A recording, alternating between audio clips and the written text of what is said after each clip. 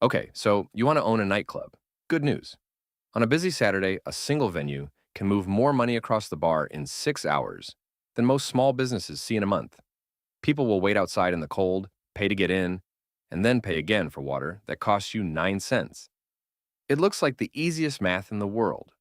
Buy alcohol cheap. Sell it at a markup that would get you laughed out of any other industry.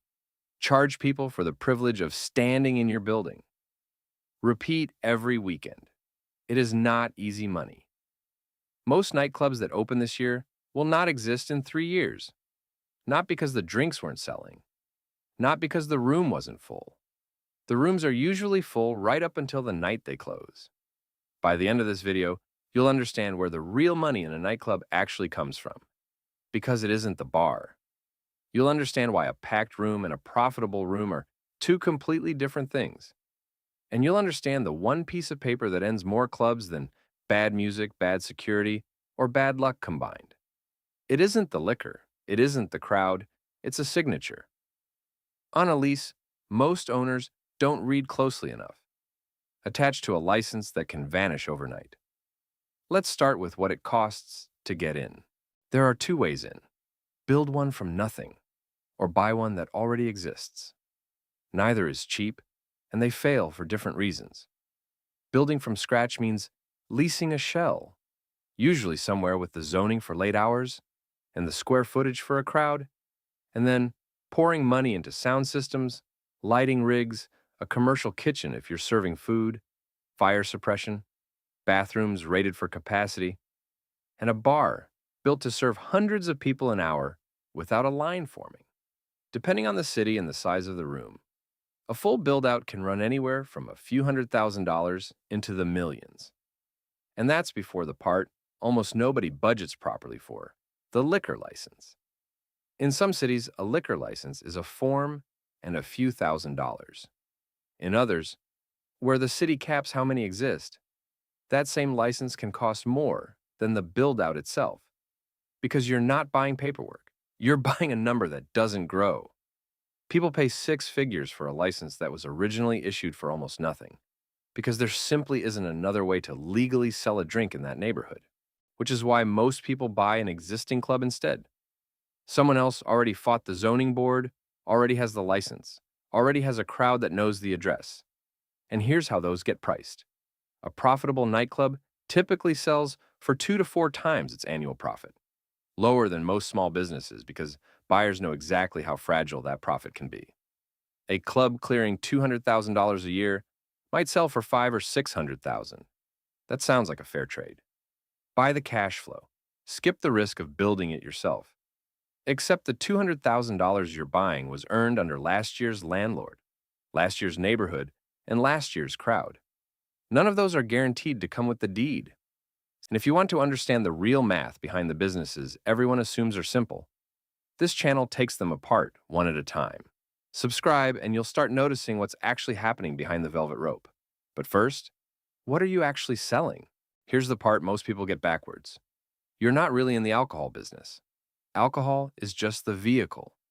A beer that costs you under $1 sells for 8 or 9. A bottle of vodka that costs you $20 wholesale gets sold as bottle service for 200 and sometimes 400, sometimes more.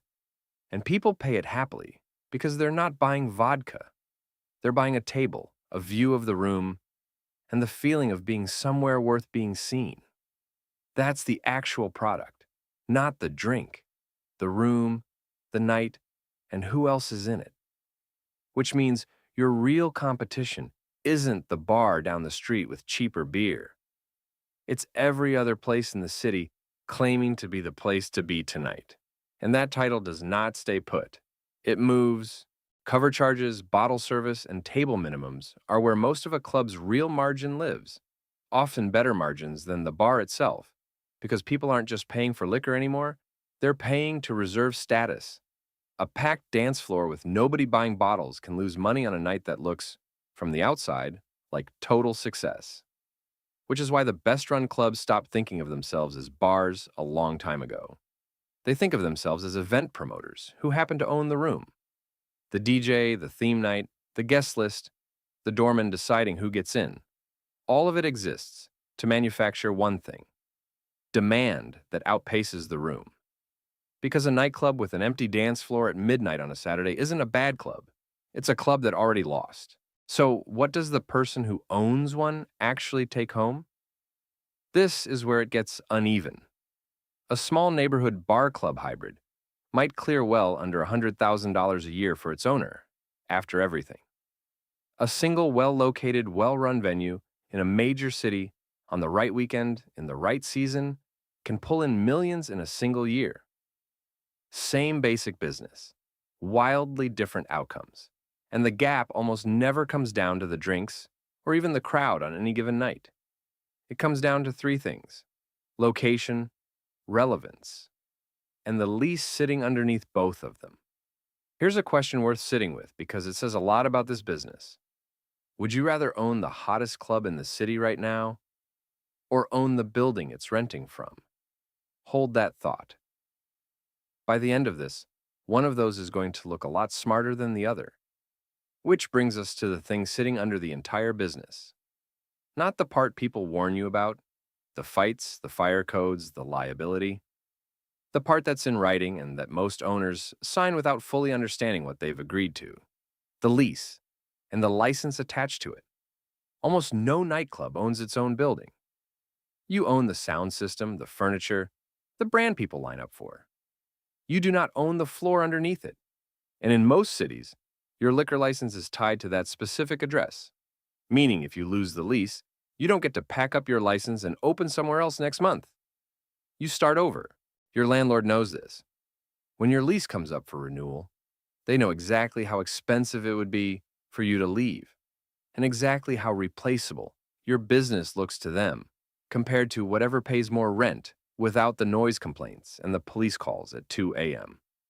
So they raise the rent to whatever the neighborhood will bear. Or they simply decide a nightclub isn't worth the headache anymore and lease the space to something quieter. You can run the most talked about room in the city, sell out every weekend for a year, and still lose everything because one person who owns the building decided they'd rather have a gym. This is the number one killer of nightclubs. And it almost never shows up in the pitch. And even with an airtight lease, the business bleeds in places most people never see from the dance floor. Insurance. A venue serving alcohol to a large crowd. Late at night, carries liability costs most businesses never touch. Coverage for injuries, for fights, for a single bad incident involving someone who was overserved. In many cities, that exposure alone can run into 6 figures a year, and one serious lawsuit can outweigh several good years of profit. And staffing. Security, bartenders, promoters who bring in the crowd and take a cut for doing it. A door team that has to make split-second calls about who gets in. All of it needs to be paid, whether the room is packed or half empty. And a bad promoter or a bad doorman can quietly kill a club's reputation faster than bad music ever could. There are two more things people don't mention when they're selling you this dream. The first is timing. Nightlife runs in cycles most owners don't see coming. A neighborhood gets hot. Then it doesn't. A sound goes out of style. The crowd that made a place matter turns 26, gets married, stops going out on weeknights, and moves on to somewhere newer before you've even noticed the room got a little quieter. The second is the slow one. Cities have been tightening the rules around nightlife for years. Noise ordinances, earlier last calls, stricter permitting. While more people spend a growing share of their going out money on other things entirely. It isn't one dramatic event. It's a slow erosion of exactly the hours a club depends on to make its money. So, is owning a nightclub worth it? Here's the honest version. As a model, when it works, very few businesses generate cash the way a full room on a Saturday night does. The margins on what people are really paying for, the table, the bottle, the door, are genuinely extraordinary. But it is not stable. It is not the sound system. And it is not the crowd on any single night. It's a lease, a license, and a room's ability to stay relevant. And if any one of those three slips, no amount of bottle service saves you. The people who actually make money here understand they're not really in the nightlife business. They're in real estate and reputation, using a good night out as the reason people show up and keep paying to get back in. If that's a business you'd respect rather than romanticize, you'll want the rest of this series. Because every one of these glamorous-looking businesses hides the same kind of buried math underneath. Subscribe, and next time we open one up, you'll already know where to look. I'll see you then.